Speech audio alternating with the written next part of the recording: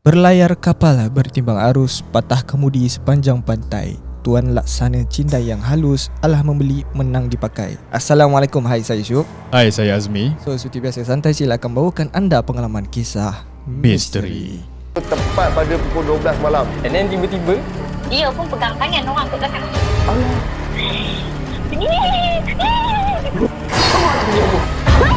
kau tahu tak, aku nampak apa? Kau nak mati ke? Dia menari tu, dia terpanjang-panjang macam kita kan.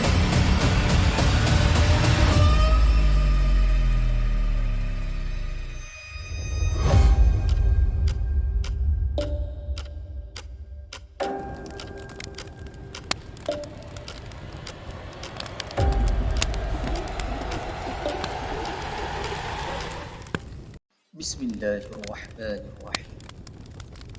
Wallahu ashaddu ba'san wa ashaddu tanqila.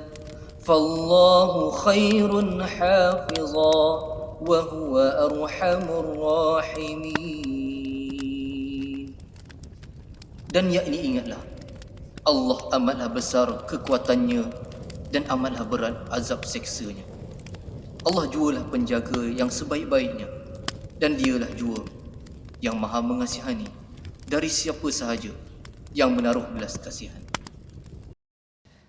Okey, jarang-jarang kita mulakan dengan pantun ni. Ya, sangat istimewa malam ni lah. Dan kebetulan baju raya kita sama. Ni orang kata bukannya perancangan korang jangan salah faham. Dan ini ada orang kata tema lah, tema puasa kita. Cuma colour je kebetulan sama. Dan apa warna baju raya korang tahun ni? Mungkin boleh share di ruangan komen. Sebelum tu jangan lupa untuk tekan butang like, share dan juga subscribe yang dah subscribe. Thank you so much. Dan jangan lupa follow our social media. Alright, puasa ni kita masih teruskan dengan cerita seram. Dan untuk kali ni kita akan cerita sikit lah tentang silat lagi ni. Malam ni pasal silat lagi. Ya. Dan mungkin kau pernah dengar tentang silat cindai? Untuk aku honestly lah, sejujurnya pertama kali aku dengar silat cindai. Dan aku difahamkan dalam Malaysia terdapat banyak jenis-jenis silat dan juga pertubuhan yang ada, yang wujud dia. Dan lain pertubuhan silat, lain caranya, tetapi matlamatnya tetap sama. Kalau ada yang berusurkan syirik dan juga khurafat, itu bukan ilmu silat. Itu ialah masalah individu yang mengubah suai ilmu silat tersebut. Dan ilmu silat ni penuh dengan rahsia ni. Geraknya, bunganya kan, semua tu membawa makna tapi rahsia. Kenapa rahsia? Yang tu yang mana tahu je lah. Kan mungkin yang orang silat dia lebih mengetahui lah benda ni Alright, betul. Tentang silat cindai ni kan, aku yang difahamkan cindai ni tentang sebenarnya mencirikan sebuah kain lah, kain yang dibawa dari Gujarat ataupun mungkin Pakistan lah kot yang mahal harganya. Pada zaman dahulu dibawa pada tahun 1940 something, aku dah tak ingat. Macam tu. Dan sebenarnya orang kata tak semua orang yang dulu mampu untuk ada memiliki kain cindai ni. Okey, maknanya bangsawan ke? Ya, macam tu, dalam golongan-golongan istana lah. Okey. Dan kalau kau pernah nampak orang yang silat kan, yang pakai kain dekat perut tu, diikat 7 kali, itulah cindai. Aku pun dulu fikir juga apa benda yang diikat kat perut tu. Rupanya itulah kain cindai. Okey, mungkin kita punya pencerita hari ni lebih mengetahui tentang silat cindai. Bersama kita hari ini Ida, part 4 ni, atas permintaan ramai. Jadi Assalamualaikum Ida, apa khabar? Waalaikumsalam, sihat alhamdulillah. Okey, dah makan dah Ida? Dah makan dah. Ida, puasa apa perancangan? Tak ada sebab homesick kan, banyak assignment, banyak kerja. Itu je lah. Semoga orang kata puasa ni masih kuat lah untuk study lah. InsyaAllah. Okey dah, apa cerita untuk yang pertama ni? Cerita yang pertama ni saya nak cerita tentang silat cindai alam yang saya tuntut dan rentetan daripada Part 3 hari tu. So saya nak bagi tahulah yang ilmu silat ni dalam dunia ni ada lebih kurang 368 jenis ilmu. Dan semua orang tahu kalau silat mesti ada senjata, macam ada kerambit, tapak bijai, ada keris semua kan. Tapi silat cindai alam ni dia istimewa. Dan silat ni antara silat yang paling tinggi ilmu dia yang diangkat. Sebab kita just gunakan kain saja. Dan silat cindai alam ni ilmu daripada Hang Jebat yang katanya bila Hang Tuah dapat keris Tamim Sari, Jebat tak dapat nak kalahkan Tuah, melainkan dengan ilmu silat cindai ni.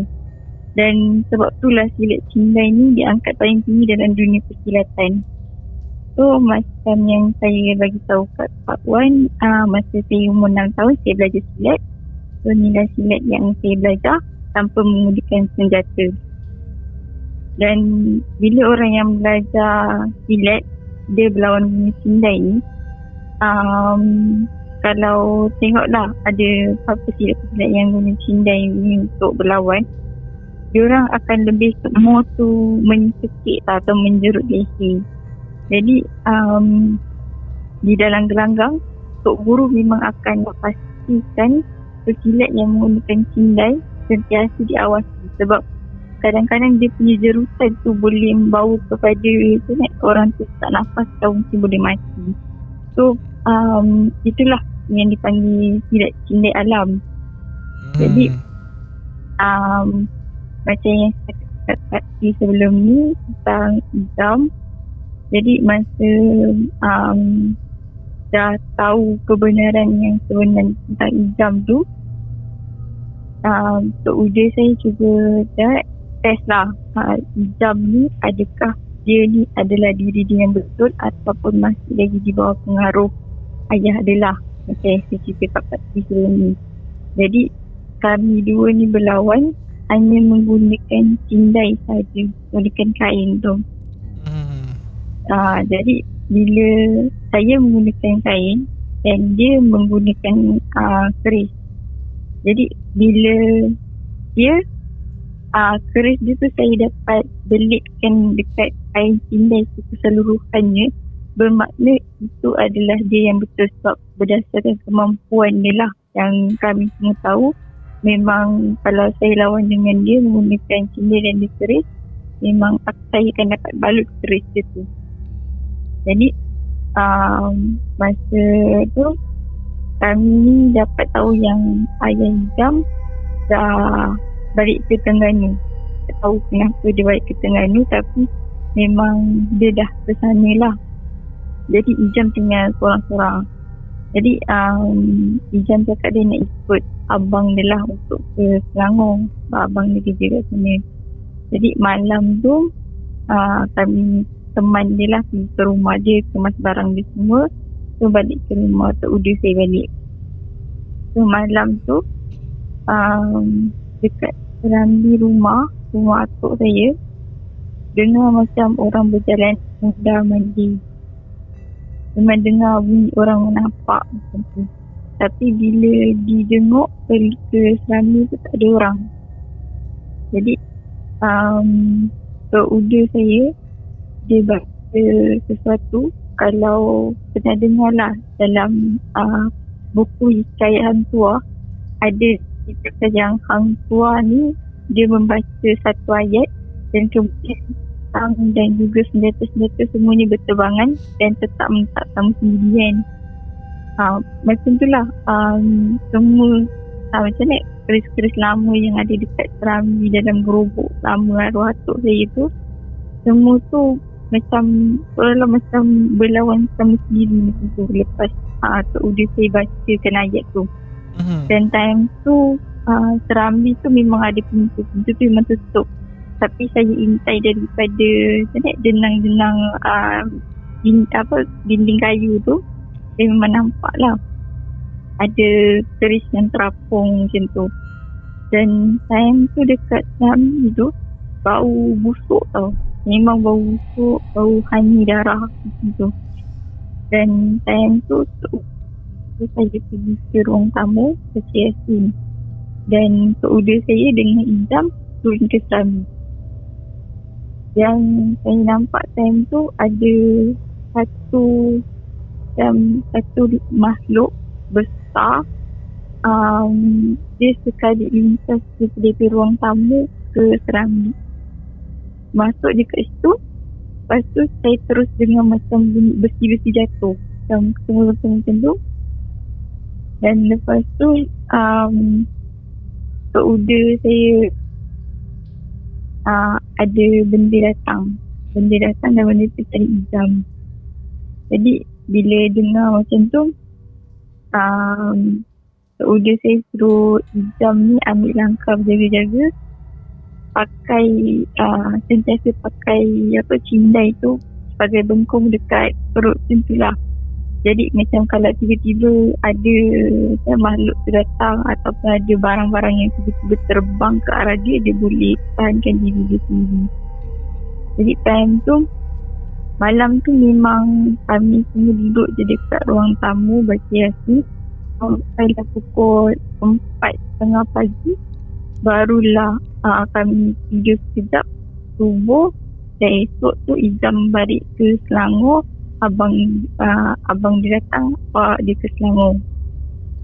Dan saya juga esoknya tu pagi tu saya baru dapat tahu yang ayah Izam ada susur galur keluarga dia ada kaitan dengan keluarga belah mak saya, which is moyang saya kan daripada Jawa, dan ayah dia adalah macam bawa-bawa macam ahli keluarga dia dengan mak saya. Jadi kami sebenarnya keluarga. Dan ayah Izam tahu semua benda tentang saya. Dan saya rasa sebab itulah ayah dia nak benda tu, nakkan cincin yang dulu saya pernah cerita masa part 1 yang saya dapat dari moyang saya. Dia kata kepada keluarga belah sana dari tanah Jawa. Jadi itu adalah kisah pertama yang saya nak cerita lah kaitan dengan kisah keluarga saya ni. Yang ni orang kata penjelasan pada hari tu punya cerita lah kan. Rentetan daripada part 3 lah. Jadi pada yang belum dengar, korang kena dengar part 3 dulu baru kau faham. Kalau tak faham kau tak dengar ni, kau tertanya-tanya siapa lah Izam ni kan. Kan tiba condemn pula part 4 dah cerita ni. Nak lagi clear, try balik dengar daripada part 1. Ya, betul. Alright. Kita yang pertama ni penjelasan tentang Izam hari tu. Dan apa lagi cerita yang Ida ada untuk kongsikan bersama? Time ni macam saya cakap, saya buat part time wedding planner dengan Kak Yong. So time tu kami buat 2 tempat, memang rushing sangat. Jadi untuk kat Batu Gajah kan, kat situ ada kawasan nama dia Parit-Parit, tentu nama kampung macam tu. So kat situ ada satu keluarga lah buat wedding, buat perkahwinan macam tu. Okay. So masa kita orang nak buat kat situ, kita orang buat catering tadi.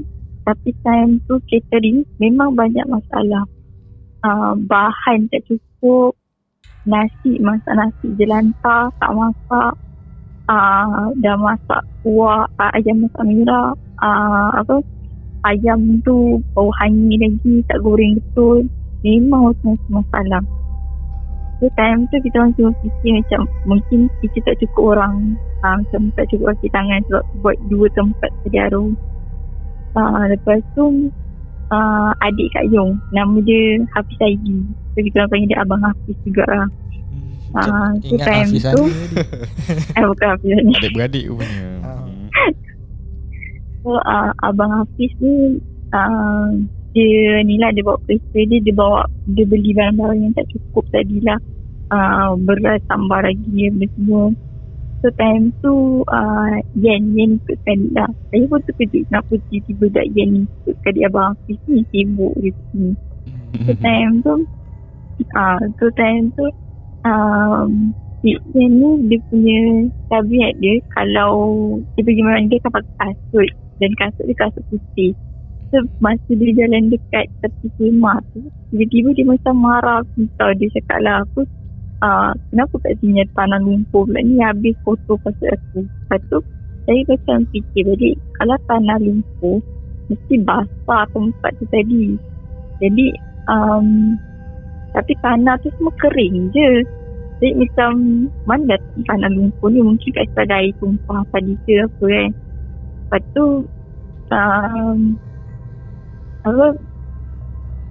Ian ni dia ambil tisu, dia lap kasut dia memang cerewet betul lah dia tu. Lepas tu saya pastikan pengantin perempuan, sebab kan itu pengantin perempuan tengah bersolek, tengah bersiap gitu. Bilik dia tu jendela tingkap tu terbuka. So kita orang daripada depan pelamin ni nampak lah dekat tingkap bilik pengantin tu. Pengantin perempuan ni muka dia mafam je, macam kena kahwin paksa macam tu. So kita orang macam mungkin dia ni tak setuju kot kahwin dengan pengantin lelaki ni, mungkin pilihan keluarga ke apa ke. So memang fikir macam tu je lah. Then Abang Hafiz ni dia cakap lah, pengantin lelaki tu kawan baik dia sekolah. Dan dia cakap lah, pengantin lelaki ni kenal dengan pengantin perempuan ni dah lama dah, daripada zaman college lagi. So dia orang ni memang connect, memang saling mencintai macam tu lah. Tu yang dia macam, dia pun pelik juga kenapa yang pengantin perempuan ni macam tak nak dia kahwin dengan tunang dia ni lah. Padahal majlis sekejap lagi ni. Lepas tu tengah hari tu Tok Kadi datang, tapi alhamdulillah dia orang selamat dinikahkan macam tu. So lepas dah nikah kan macam berehat kejap gitu kan. So petang tu lepas Zuhur baru bersanding. Masa sementara nak tunggu Zuhur tu, ada seorang lelaki ni, dia tinggi dia lebih kurang macam tinggi Abang Azmi dah tentu. Tapi badan dia macam gempas-gempas macam tu. Dia datang, nama dia saya ingat tapi panggil dia Zack macam tu. So Zack ni datang, dia macam salam dekat yang pengantin lelaki tu lah. Dia cakap tanya tu dah apa, hari ni kau kahwin juga dengan kekasih kau macam tu. Tapi saya perasan belakang Abang Zack ni, dia rambut dia pendek, tapi saya nampak kat belakang dia ada rambut panjang sampai ke lantai. Rambut tu yang panjang sampai ke lantai. Lepas tu saya macam, rambut dia pendek ke salah nampak macam tu kan. Tapi memang betul saya nampak rambut panjang tu terseret je ikut belakang dia. Lepas tu bila dah azan lepas Zuhur macam tu, kan dia orang bersanding kan. So kompang semua, saya macam dah tak ingat dah rambut panjang tadi. Lepas tu masa bersanding tu kan, fotografer tak gambar semua kan. So saya ambil dah juga telefon tak gambar pengantin macam tu.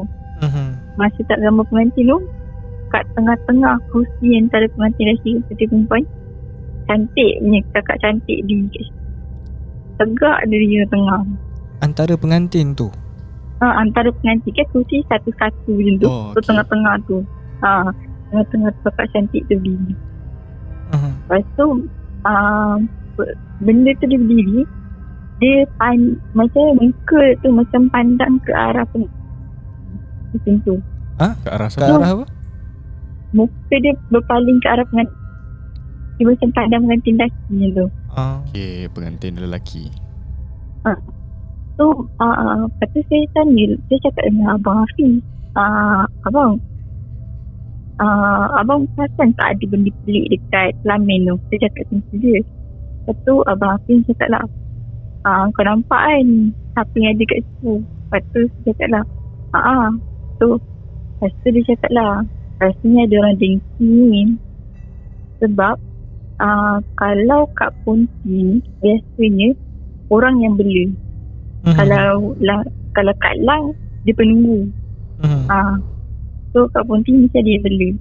Jadi Abang Hafiz ni dia mesti gifted jugalah, boleh nampak dia lahir. Tapi cuma family je tahu.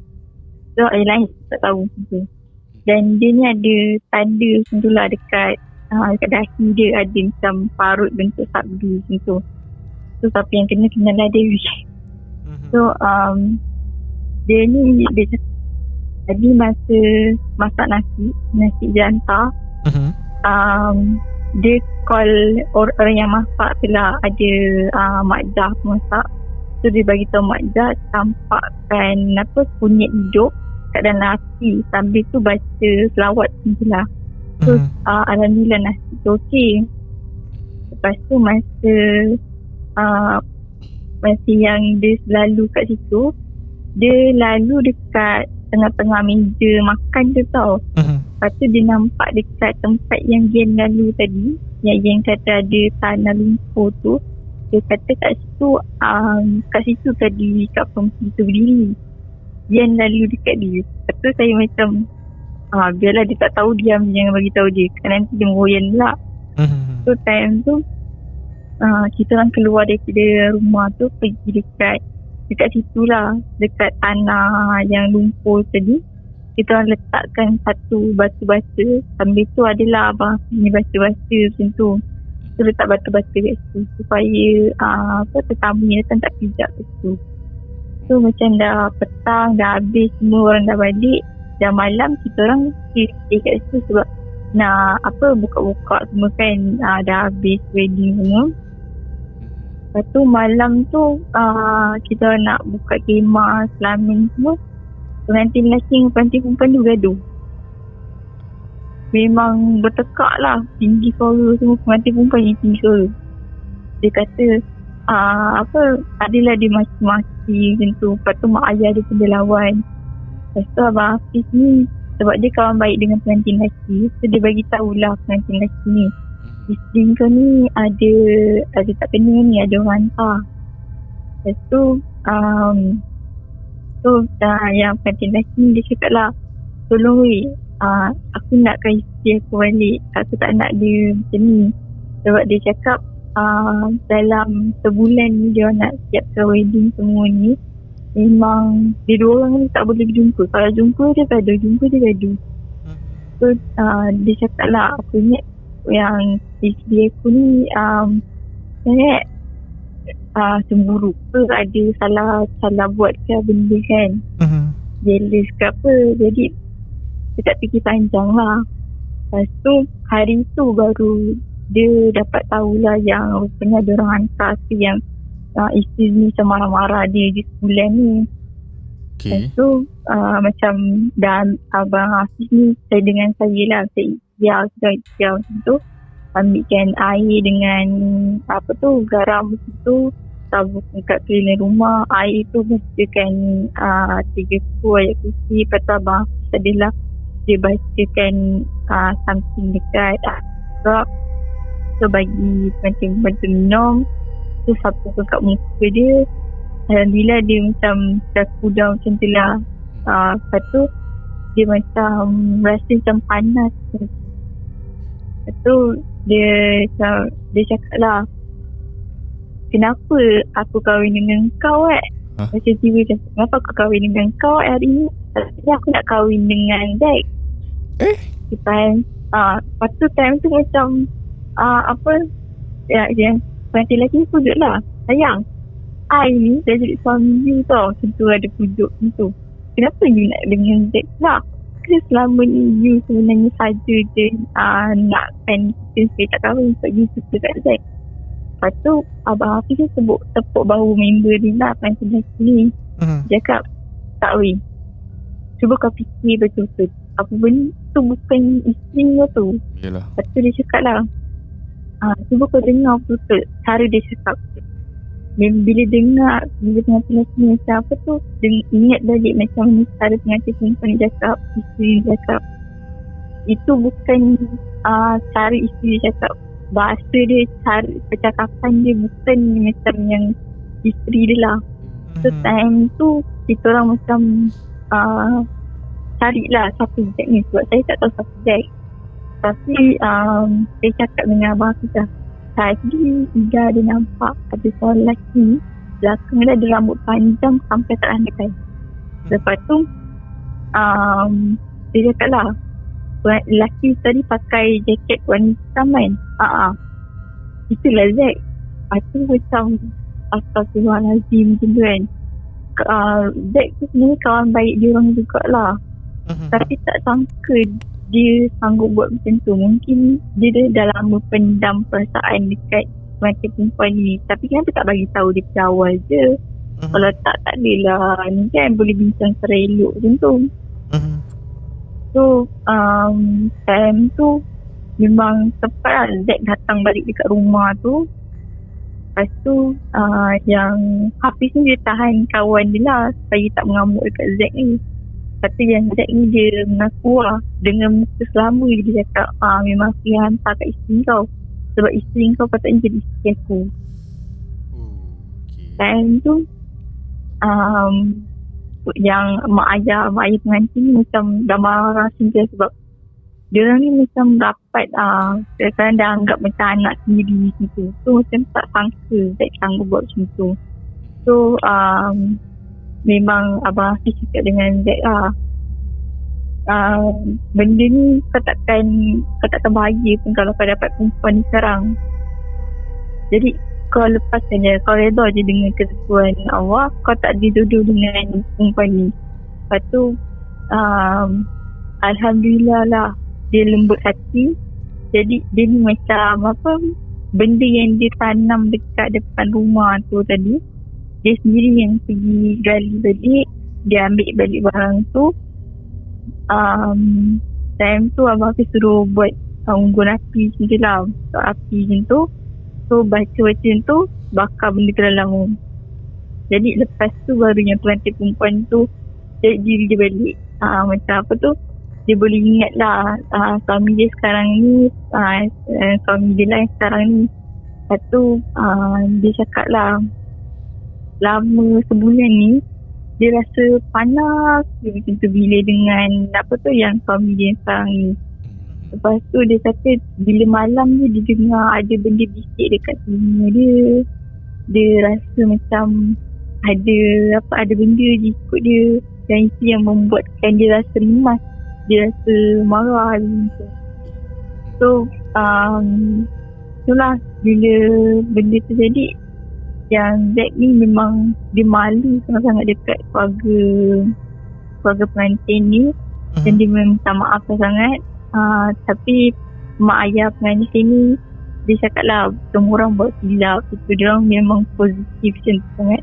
Dia memang respect dekat makcik dengan pakcik tu, walaupun anak dia sebulan macam tak bersuara macam tu, majlis pun macam hampir nak terbatal, tapi dia mengaku dan dia tahu tu salah dia. Alhamdulillah, dan sekarang ni semua okey lah. So itulah kisah yang keduanya. Okay. Yang sekarang ni yang perempuan yang pasangan suami isteri tu dah okey lah, tak adalah gaduh-gaduh ke? Alhamdulillah dah ada 2 anak dah semua. Alhamdulillah. So lepas kejadian tu memang ni lah yang Zack ni orang kata dia yang tarik balik ke benda tu ke macam mana? Macam dibatalkan benda tu ke? Faham tak? Dia yang batalkan benda tu balik. Tapi yang saya tahulah dia memang sakit lah selama 2 minggu. 3 minggu sakit. Lepas tu baru dia pulih dan dia balik ke Johor. Okay. Ida. Ya. Masa Ida cakap kan masa pengantin perempuan tu bila sembang dengan suami dia kata, kenapa aku kahwin dengan kau? Patutnya aku kahwin dengan Zack. Ida ada kat situ tak? Memang Ida dekat situ sebab time tu tengah nak buka pelamin macam tu. Dan memang kat tepi pelamin tu dekat ruang macam tu, kat situ dia orang gaduh. Okay, jadi Ida ingat lagi tak macam mana dia punya intonasi, ajukan suara tu? Boleh Ida explain tak? Dia macam ni lah. Kenapa aku kahwin dengan kau? Aku tak nak kahwin dengan kau lah. Aku nak kahwin dengan Zack. Macam tu lah. Tapi suara dia macam tu. Jelas sekali lah yang tu memang bukannya dia lah kan. Sebab dia tiba-tiba macam kenapa kau dengan kau kalau aku duduk dekat situasi lelaki tu, terkejut. Tak, terkejut satu. Lepas tu jantung memang hancur kan. Hancur dengar baru kahwin dah dapat ayat sini. Apa benda tak sampai sehari siap. Takkan single balik. Baru bahagia. Alright, apa ni keluarga belah perempuan sangat positif. Ya. Kita nampak kan boleh maafkan. Maafkan. Macam mana pula dengan pengantin perempuan dengan Zack itu? Adakah dia maafkan juga ke, masih berkawan ke, macam mana? Yang pengantin perempuan ni dengan Zack ni, dia orang memang macam adik-beradik lah katanya. Memang dia kecil memang rapat tu. Jadi dia yang suruh Zack ni tak nak jumpa dia lagi dalam waktu yang panjang tu lah. Sebab tu Zack ni dia balik ke Johor bawa diri macam tu lah. Faham. Aduh, Zack. Okey lah, aku tak kenal Zack tu siapa. Tapi kepada orang lain lah kan, cinta ni takkan bahagia kalau bukan, kata hubungan ni takkan bahagia kalau dengan kegunaan benda yang syirik macam ni. Cinta itu perlulah hadir dengan ikhlas. Ya. Sembang cinta. Sembang cinta single. Alah, hai kan. Tapi betul lah, aku kalau boleh nak yalah, bila kita sendiri tahu kan, kalau kita dah guna syirik ni, benda-benda macam ni, kita dah haram. Bukan haram lah, memang dikatakan neraka tempatnya. Jadi aku tak nak lah aku seorang je. Kalau masuk syurga nanti, kita nak sama-sama, muslimin dan muslimat. Janganlah guna benda cara yang macam ni. Lepas tu sampai bila kau nak bertahan guna pakai macam ni? Takkan sampai tua pun kan. Mesti benda ni kau nak simpan lama. Nanti makan diri. Betul. Lepas tu bawa ke keluarga pun efek sekali. Keberkatan tu tak ada lah. Okey. Macam mana ni? Sebab kita banyak dengar macam kisah nak kahwin, lepas tu putus sebabkan benda ni, sihir-sihir pemisah. Ya. Aku pun tak tahulah kalau ada satu alternatif yang boleh bantu pasangan-pasangan. Kalau aku rasa ni bukanlah kes terpencil pun, aku rasa banyak kan. Even pada tahun zaman macam ni pun ada lagi. Yalah. Maybe bukan pasangan nak berkahwin je, mungkin yang dalam relay percintaan tu pun dah ada kan. Sebab tu kau tengok tiba-tiba girlfriend kau panas kan. Entah benda-benda macam ni lah kan. Tapi itulah, aku rasa kalau nak ke arah yang lebih baik tu kan, aku rasa sebelum tu kau rasa nampak pelik, bawa lah jumpa kepada yang lebih pakar kan. Mungkin kat situ dapatlah bantu. Ya. Tapi janganlah semua kau pergi hembus semua. Ustaz tolong tengok isteri saya ni. Kadang-kadang dia berbalik kepada diri kita juga kan. Apa salah silap kita, try communication dulu. Tanya apa salah silap.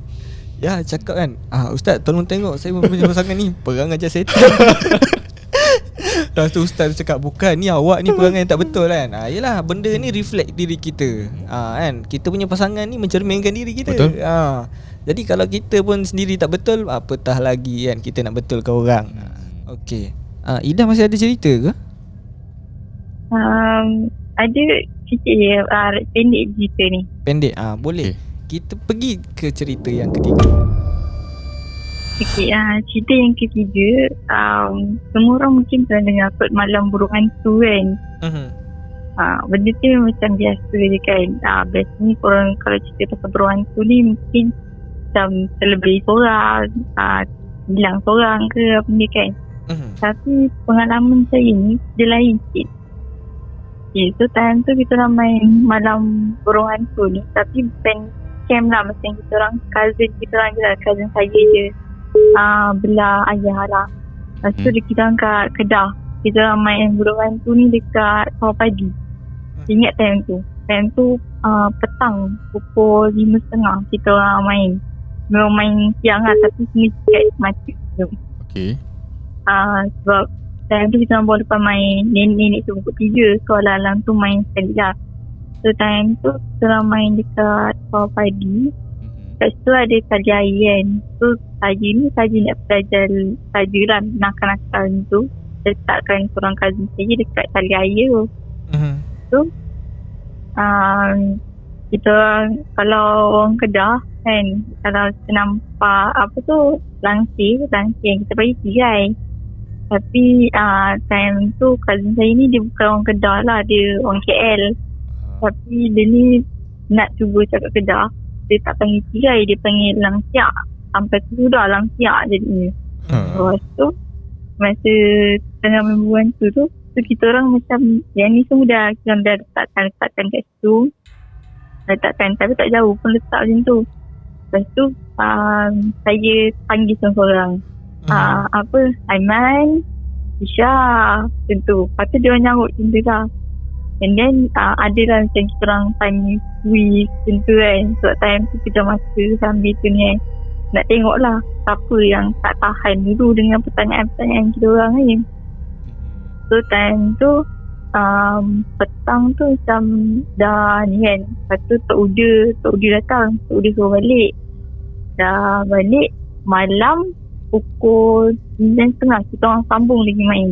So kita orang duduk kat tempat yang sama kita orang duduk siang tadi. So time tu dah macam dah rasa seram lah sebab malam. Then si Aiman ni dia tadi duduk kat tali air. Lepas tu dia duduk kat situ. Saya tanya soalan lah, soalan sejarah time tu. Siapakah Perdana Menteri Malaysia yang pertama? Lepas tu ada yang jawab. Lepas tu siapa dapat jawab, baru saya ambil dia duduk kat tepi buka mata. Tu cara kita orang main buruan tu. So time tu tinggal ada 4 orang je cousin saya yang tak dapat jawab lagi soalan. So yang lain semua dia orang dah sibuk main di bawah tu lah, duduk-duduk macam tu. Lepas tu tiba-tiba yang Aiman ni yang duduk kat tali air ni, dia cakap, tak payahlah bawa langsiak ni kat sini. Pergilah sana langsiak ni. Aduh, kau ni aku tak takut lah dengan kain kibar macam ni. Tadi dia cakap macam tu. Lepas tu kita orang ni, time tu ada seorang pak ni tau, selalu naik motor. Dia terkejut lah tiba-tiba Aiman menjerit langsiak. Sebab kalau orang Kedah langsiak ni langsui lah. Lepas tu dia cakap dengan Aiman, Man, so time tu empat-empat ni dah kita dah tarik macam tu lah, buka mata macam tu. Tak main. Tadi kau jerit langsiak sebab apa? Lepas tu dia cakap lah, tak adalah, dah tadi kau ambil langsir. Tadi kau buat pusing kat keliling aku rasa langsir tu pusing-pusing kat aku. Lepas tu kau tanya aku pula kenapa aku jerit langsiak. Langsiak tu kan langsirnya. Lepas tu dia cakap lah, kau ni bukan orang Kedah tapi nak acah-acah Kedah. Tak payah, kat Kedah panggil tirai. Tu dia cakap lah, jawab, mana langsir tadi? Tadi elok tadi korang selubung ke aku dengan langsir panjang rumah nenek tadi. Lepas tu dia cakap lah, kita datang sini tangan kosong, tak ada bawa langsir, tak ada bawa kain, tak ada bawa telekung, tak ada apa, air pelikat pun tak ada. Lepas tu dia cakap lah, tak, tadi memang aku rasa korang balutkan aku dengan kain. Time tu dia dah rasa lain dengan orang tu. Disebabkan tadi Aiman jerit langsiak. Apa lagi, memang nampak dekat padi tu ada satu kain putih. Dia macam putih tempat amping macam tu lah. Macam ni lintas dekat sawah tu, kat petak sawah. Time tu memang semua nampak. Lepas tu cabut lagi sampai kat rumah. Time tu memang Opah jika tulah rumah tu dia tengah buka langsir, tirai rumah dia, langsir rumah tu nak tukar langsir baru. So langsir dia yang lama dia sidai dekat sampai macam tu dah. Time tu memang semua dah tu rumah dengan langsir. Semua lagi masuk dalam. Saya duduk kat luar lagi lah. Lepas tu time tu saya tenung dekat macam borak lah dengan Opah kat tepi. So Opah, malam-malam tukar tirai ni. Saya cakap tu. Lepas tu Opah cakap lah, tak ada langsiak ni dah kotor, dah busuk ni. Apa yang Opah basuh malam-malam ni lah. Ya macam tu. Tu naik rumah cakap dengan Tok Uda lah. Tok Uda tu Opah tu lah, sebelah tu. Malam-malam tukar tirai, basuh tirai semua pasal apa? Tok Uda cakap, Opah mana pula hang ni? Opah balik rumah anak dah. Rumah tu kosong tak ada orang. Time tu semua orang, kita orang semua dengar benda yang Tok Uda cakap. Opah tak ada. Memang meremang gila time tu. Habis siapa dengan siapa saya borak tadi, dan langsir benda pula lah yang saya nampak kat tirai yang kat ampai tu. Satu sampai sekarang kot, kalau balik kampung suruh tukar langsir, raya ke benda kan, tukar langsir memang kita orang yang main buruan tu semua tak nak sentuh langsir. Semua trauma lah nanti. Tak tahu pasal apa. Dah trauma lah. Daripada Semua tu buat Aiman. Aiman. Kau memanglah tak kisah kan. Orang lain kisah. Tapi kisah ni yalah daripada bermain burung hantu kan. Lepas tu pula bila cakap pasal langsir ni, aku teringat cerita Abang Mirul. Oh ya.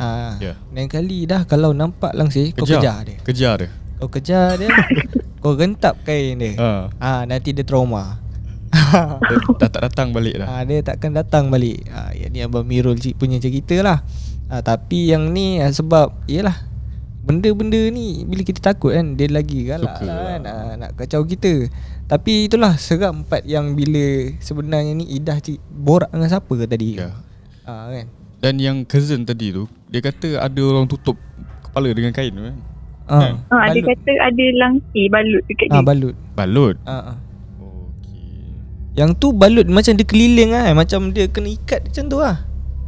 Dia macam kita pegang langsir tu pusing-pusing dekat dia. So dia rasa langsir tu bergerak kat dia. Bukannya dia macam kena balut, macam dia tak boleh gerak bukan, dia macam langsir tu berpusing kat dia macam tu. Buat hal. Yelah, habis kalau aku pun kan kena macam tu, habis cakap mana kita buat langsir. Allahu Akbar. Memang terus kejam. Habis kejung diam. Kaku lah, tak boleh nak cakap apa lah. Macam mana dapat idea tiba-tiba nak main burung hantu tu? Ke memang rutin korang? Sebab time tu bosan tak ada buat apa. So petang tu dah main nenek-nenek kebayan tu, tutup alang-alang tu, malam tu main burung hantu kan. Tu lah jadinya.